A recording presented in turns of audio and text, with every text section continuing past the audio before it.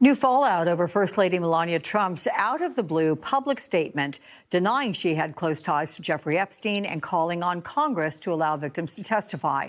President Trump brushed off her surprise comment, saying, quote, she had a right to talk about it, despite the First Lady's remarks sparking new questions about a matter the president has tried to squelch. One survivor I spoke with earlier pushed back on calls for her and others to testify publicly.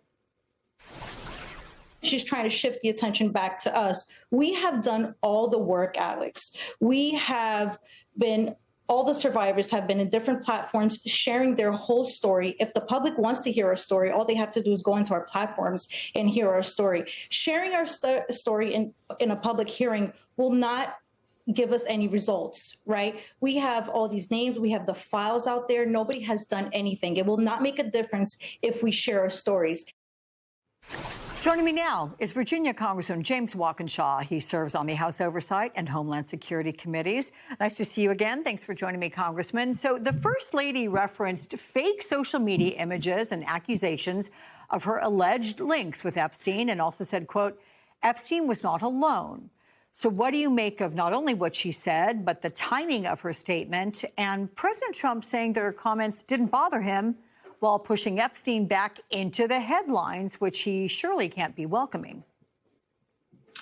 I think the First Lady could have done a huge service to the survivors of Epstein's crimes if she had come out and said, what the survivors want and need is transparency. They want all the files released. They want the illegal redactions unredacted. They want President Trump's Department of Justice to take this seriously and take action and pursue those. If the First Lady is right, and I believe she is, that Epstein didn't do this alone, why is President Trump's Department of Justice not pursuing those who participated or had knowledge of Epstein's crimes? It would have been a tremendous service to the survivors in the country had the First Lady said that.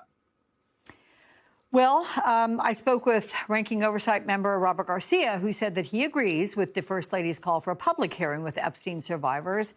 Do you expect Republican Chair James Comer to allow victims to testify before Congress? And are there concerns that victims could be being used as political pawns somehow here? Look, I think any survivor who wants another platform in Congress to tell her story should have that platform. And I hope Chairman Comer would honor that request. But what we've heard from the survivors in the wake of the First Lady's statements is what they want is action. They've told their stories in some cases in Congress, in the media, on their respective platforms, as we just heard. They want to see action. So, the ball is in Congress's court. The ball is in the Department of Justice's court to make this right. We need to act. Trump's Department of Justice needs to act. They need to follow the law, release all the files, unredact the illegal redactions, and pursue those who were involved in Epstein's crimes. Well, speaking of DOJ, oversight Democrats are threatening to hold former AG Pam Bondi in contempt if she defies a subpoena to testify before the committee Tuesday, as she is expected to do. So DOJ said that Bondi's subpoena no longer applies because she's no longer Attorney General. Will committee members ultimately hold Bondi in contempt, or could they hold off on doing that in exchange for bringing her to testify at a later date? Well, look, Chairman Comer set a precedent with the Clintons when they didn't show up on the day and under the circumstances that he dictated. He moved forward with contempt charges against them. We're going to have to treat Pam Bondi the same. I still expect that she'll follow the law as she claimed she would do and show up on April 14th. If there's another date in the near future arranged that works for her schedule, I'll certainly be there, and I'm sure my colleagues on the Oversight Committee will as well. But if she's going to continue to outright defy the subpoena, we'll have to pursue every legal avenue available to us in the Congress, including contempt charges. Switching topics here, because some Democrats are pushing to use the 25th Amendment to remove President Trump from office after his unhinged threats to wipe out Iran's civilization. The odds of removing Trump from office are pretty much slim to none. Key cabinet members would have to agree, and you'd have to get approval from 2/3 of Congress. But are you on board with this effort? And if so, what do you hope to achieve, and what are the political risks? Look, I think President Trump is unhinged. The statements he made with respect to Iran and the threat to, quote, annihilate an entire civilization would have been the most significant, largest war crime in modern history, in world history ever.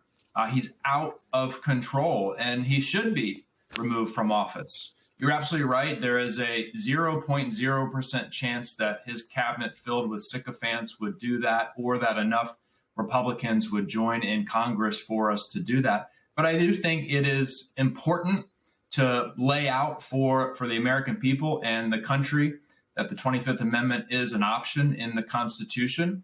And I want those cabinet members to have to lay awake at night wondering why they allow this unhinged, reckless president who's putting the American people at risk, has clearly lost his fastball, if he ever had it, to remain in control.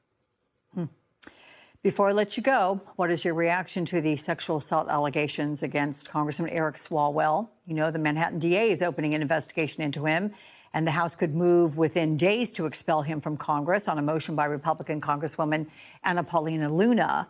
Swalwell denies all accusations, but should Swalwell exit the California governor's race? Should he resign from Congress?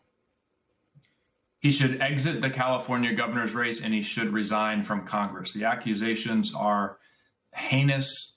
They're very, very detailed, very credible. In my view, he has no business continuing to serve in the United States Congress. His campaign for governor is over, whether he realizes yet or not. He should drop out of that race.